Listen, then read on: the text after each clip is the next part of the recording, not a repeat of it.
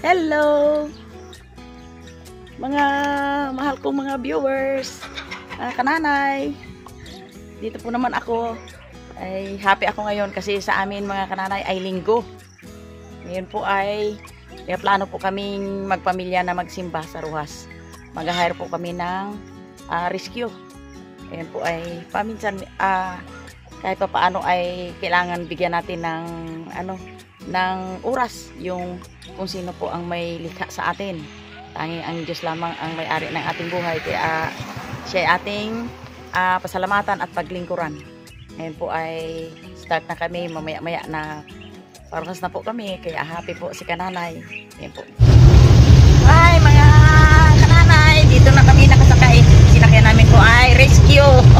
Kami apat, si Sister Mary, si Jen at saka si Misayahay. Sila, yan, kung sinong sabi kay Misayahay, gasimba po kami. Yan, si Jen, ngayon mga anak. Si Sister Mary ay sa unahan po. Yan, dito kami sa rescue. Nag-hire po kami ng rescue para lang makasimba sa Roxas. Malayo kasi ang mga 2 hours pa ang biyahe bago makarating sa Roxas. Ayan. Dala-dala ni Misaya yung kanyang little hayahay. Tulog na. Eh sino po ang nasabi kay na-miss kay Misayahay, dito siya. Yan.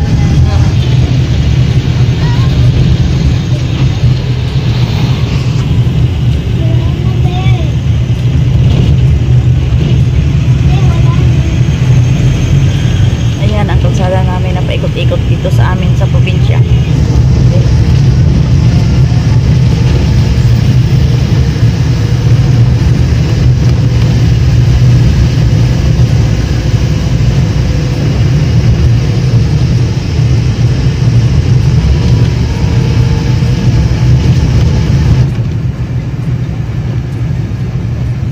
Ito ang tawag sa amin ay mabaho. Ikot-ikot ang daan.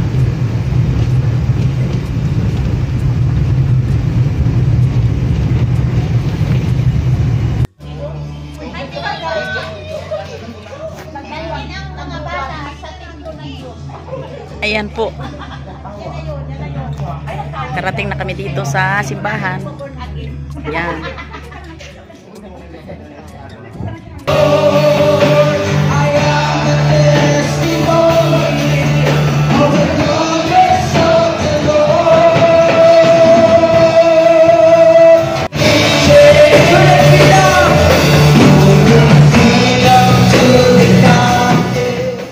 Ayun po, mga minamahal namin mga kapwa namin kananay.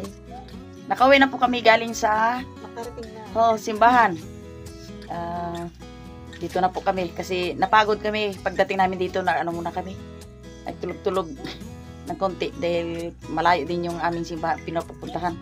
Mga 2 hours ang takbo ng sasakyan namin. At ngayon po ay pag-uwi namin dito ay nakaramdam kayo ng gutom. Gagawa po kami ng merienda. Ito nga po pala. Ito po pala yung aming binili ni Jen galing sa sa Roxas. Nabili kami yung paborito naming kamuti, nalagain at saka yung pipino at kamatis. At bumili rin kami ng yung sabon ni Jen. Yung paborito naming sabon. Bilang ko siya ng shampoo at sabon para pang budget na sa isang buwan. Alam mo mga kananay, itong sabon ay malaki po ito. Ang sabon na ito ay na wings ay 2 kilo. Mahigit 2 kilo. Mabuti doon sa Roxas mga kananay ay medyo mura-mura doon ang bilihin. Yung sabon alam mo mga kananay, yung pinakita ko kanina ay dito sa amin, ang sabon na yun ay 240 ang 2 kilo mahigit. Pero sa Roxas ay nagka-presyo lang siya ng 190. Kaya kami ay nasamantala namin ang bilihin doon sa Roxas pag nagpunta kami. Ngayon po, abangan mo lang, kami po ay magaluto ng merienda. Ito pong kamuti. Ang aming merienda. Yan. Ayan, dala na sa aming hapunan. Ang iba po mga kananay ay gawin daw ni Jen ito na kamutikyo sa kanyang pagtinda. Okay? Start na po kami magluto. Ayan po, naghuhugas na si Jean ng kamuti namin lagain. Ang cute ng kamuti namin, oh, mga kananay, dahil pag malalaki naman mga kananay ay ano, mahal, mataas ang presyo. Kaya doon lang tayo sa katamtaman ang pareho ang lasa lang. Pareho ang lasa. Yung mga malalaki kasi ay gagawin kong kamutik yun. Oo. So, ito Malalaki. na yung lalagay. Yung mga maliliit lang. Ang alam mo mga kananay, ang aming ano dyan na pang tulak o pang inom ay ginagang luya. Yun, ganda. Kuha ang mga lamig-lamig sa tiyan. Alam mo mga kananay, pagdating namin dito, nakakalungkot, isipin. Yun, yung aming pinakamataba na talbos ng kamuti na bagong tanim. Ay oh, puspos ng kambing. Ubos gid ng kambing. Oh, tingnan mo pati yung aming ano diyan oh, yung aming nagabulaklak, nagapamunga na sitaw. Yan oh, tingnan mo mga kananay ang ginawa ng kambing oh. Yan. Yan. Ubos ang talbos. Yan. Yung talbos na yan ay natawanan ko na lang dahil kung yan ay pagpalit namin sa aming paglingkod sa Panginoon ay wala rin mangyari kasi yan ay ano yan, mga ano lang dito sa mundo. Ang may kasalanan dyan mga kananay, yung kambing na sa amin dito ay hindi tinatalian pag walang bakod, kasi itong kay Gina bahay wala pang bakod. Doon na sa dulo, dito banda sa harapan wala pang bakod. Okay lang sa akin kahit kinain yung talbos. Yung mahalaga ay natira pa yung ugat. Talagang alam kong sisibol pa siya. Yung puno. May pag-asa pa. May pag-asa pa. Yan ang sinasabing wag damdamin ang kasawian. Ay, may bukas pa. Ayun pa naman. Ito ang nagbili kami ng ganito na pipino kasi ito paborito ng aking mga apo dito. Yung anak ni Jean. Ang pipino. Kasi itong pipino na ito ay malaki rin ang benepisyo sa katawan.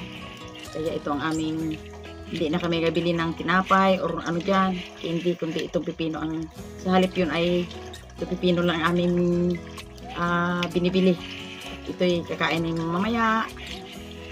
Kasama yung yung kamuti na linagang kamuti. Yan. Ang aming pipino. Yan. Sarap ng pipino ni Pitpit.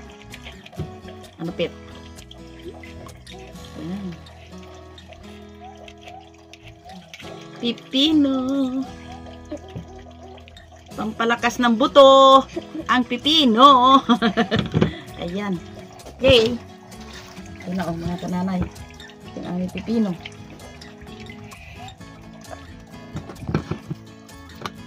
Yan. Ang aming pipino. Pipino are good food. Yan. Ano mga bata? Yes, Diba? Yan. Sarap. it is good. It is good for the body. Ang pipino. Pep. Nag-jump in the power of it. Iyo.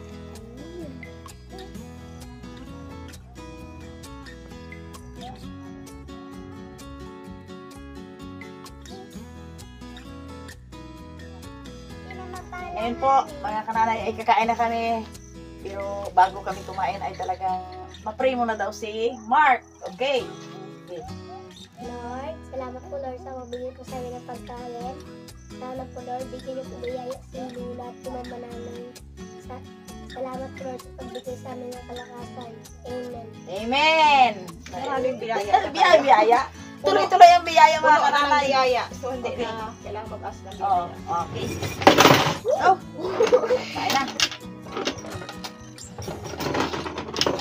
Eat! Ano? Salamat po Mga kananay, yung aming biniling kamuti ay kulay violet. Ito yung aming merienda. Yes. Tapos ang ano namin, ang pantulak or pang ano namin, pang ay luyang linaga. Yan.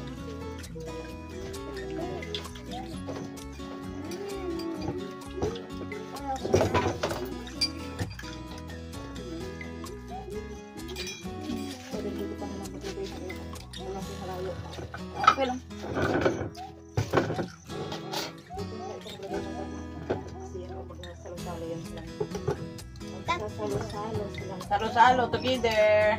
Kainin Yun. ang balat. Paborito talaga namin mga kananay yung pipino. Kasi nandito daw yung sustansya. So wala na kaming mga butter or ano pa yung nilagay. Simple lang. Simpleng nilaga lang.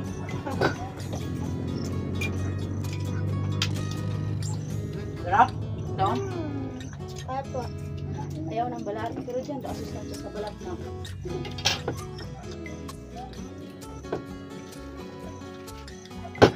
Nilisan dito kanila ni Mama mo natuto para yung balat ay kakainin. Kusahin ko naman ang mabuti sa harapan siya. Ayun. Boiler.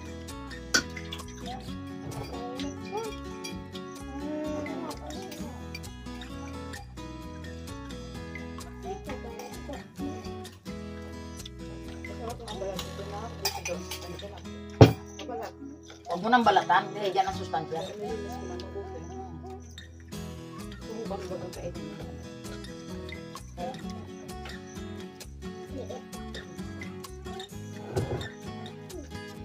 Wait, potato.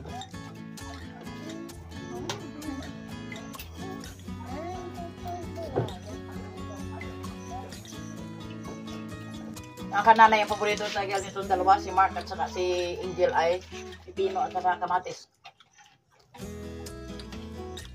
Saka gusto nila, ayun nilalagyan lang ito ng asin or konting vinegar. Hindi sila sanay yung sa mga may salad dressing. Hindi sanay yung mga bata. Medyo lang. Bubukol nga ko yun. O, dito. Ang palabang ang nakan.